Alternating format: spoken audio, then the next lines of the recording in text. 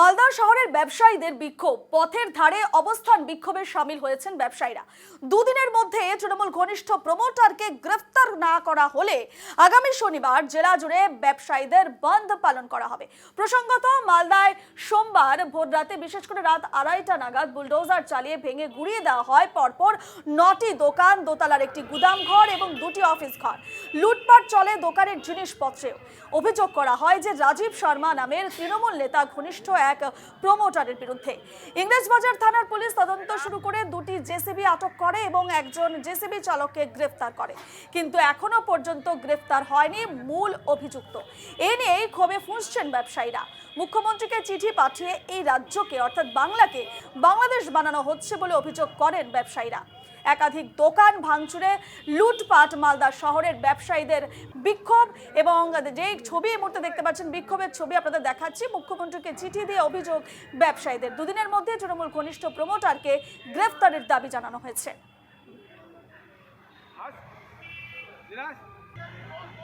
এইটা একদম উইদাউট নোটিশে ভাঙা হলো। বলা হচ্ছে বিল্ডিং ড্যামেজ, কিন্তু বিল্ডিং ড্যামেজ হলে অন্তত মালিকদেরকে তো একটা নোটিশ দেওয়া হবে যে 3 মাস বা 4 মাসের নোটিশ, যে আপনারা আপনাদের দোকানঘর খালি করুন, আমরা আমাদের বিল্ডিং ভাঙবো। কিন্তু আমাদের কাছে সেরকম কোনো নোটিশ নেই। আপনারাও দেখতে পাচ্ছেন কোনো নোটিশ বোর্ড ঝোলানো হয়নি। রান্নাবান্না বন্ধ করে এখানে বসে আছি বিচারের জন্য। যারা মাফিয়ারা শুরু করেছে তারাই দায়ী। এত বড় কাজ হয়ে গেল, কারোর ভ্রুক্ষেপ নাই, দোষী এখনো ধরা পড়ল না। এখানে কিন্তু বহুত চক্র ভেসে আছে, বহুত চক্রান্ত চলছে, বহুত চক্র আছে। সেই চক্র আমরা দেখতে চাই না, আমাদের ন্যায় বিচার চাই। হাইকোর্টের অর্ডার হওয়ার পরেও কিভাবে ভাঙে, এর কৈফিয়তটা কে দিবে? আমরা কিন্তু তার বাড়িঘরও ভাঙচুর করতে যেতে পারি, এটা আমরা হুঙ্কার দিয়ে দিলাম। আমাদের প্রত্যেকটা দোকানের লোন আছে, আমরা কি করে দেবো? আমাদের এখন যা অবস্থা হয়েছে, এখন বর্তমানে আমাদের দেওয়ালে পিঠ থেকে গেছে। আজকে যা অবস্থা, বাংলাদেশে যা চলছে, আজকে মনে হচ্ছে এখানেও এই অবস্থা আরম্ভ করতে চাইছে। আপনি দেখুন দিদি, আমরা মুখ্যমন্ত্রীর কাছে এটাই আমরা আর্জি করতেও চাইছি। আজকে দেখব, কালকে দেখব, যদি কোনো রকমভাবে আমরা যদি এর সুরাহ না পাই, তাহলে আমরা শনিবার দিন মালদা জেলা পুরো বন্ধ করে আমরা এই হরতালের মধ্যে সামিল হব। ওরা যদি প্রমাণ করতে পারে যে পৌরসভা দাঁড়িয়ে থেকে, পৌরসভার কোনো কাউন্সিলর, কোনো অফিসার দাঁড়িয়ে ভেঙেছে, আমরা রেজিগনেশন দিয়ে চলে যাব, পৌরসভায় থাকবো না। আর যদি বলতে না পারে, ওদেরকে মানুষের কাছে ক্ষমা চাইতে হবে।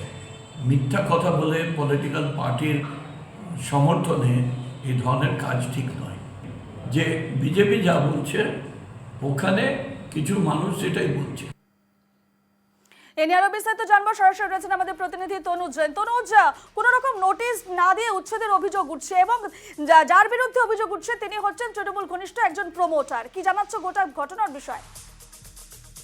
একেবারে রূপা, দেখো আজকে যে মালদা জেলার সমস্ত ব্যবসায়ীরা একেবারে হাতে প্ল্যাকার্ড নিয়ে বিক্ষোভে বসে গেলেন পরিবারের সদস্যদেরকে নিয়ে। কারণ দেখো, যে সোমবার যে গভীর রাত্রে আমরা খবর দেখিয়েছিলাম, যে সোমবার গভীর রাত্রে তখন দেখো ঘড়ির কাঁটায় তখন রাত 2:30 বাজে, তখন যে এই যে রাজীব শর্মার যে যারা ঘনিষ্ঠ প্রমোটাররা যারা রয়েছে, তারা একেবারে বুলডোজার নিয়ে সেখানে 9টি দোকান, 2টি গোডাউন, একটি অফিস ঘর একেবারে ভাঙচুর চালিয়েছে, এমনটাই অভিযোগ করেছে। আর সেই ঘটনা সামনেও এসছে।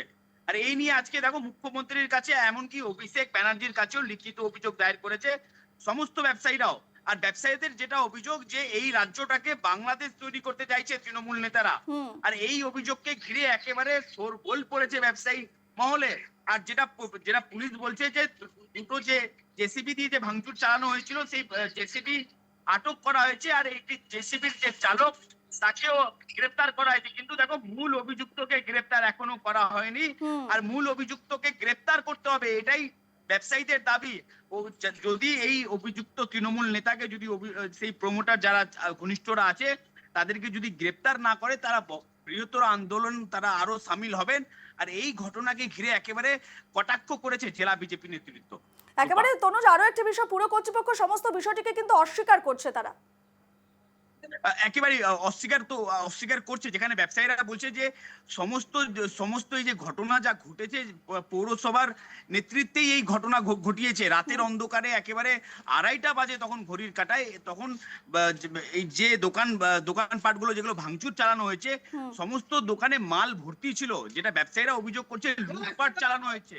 পুরো লুটপাট চলেছে একেবারে এই অভিযোগকে কেন্দ্র করে একেবারে টানটান উত্তেজনা রয়েছে এখন মালদা শহরে। বেশ বেশ ধন্যবাদ তনুজ।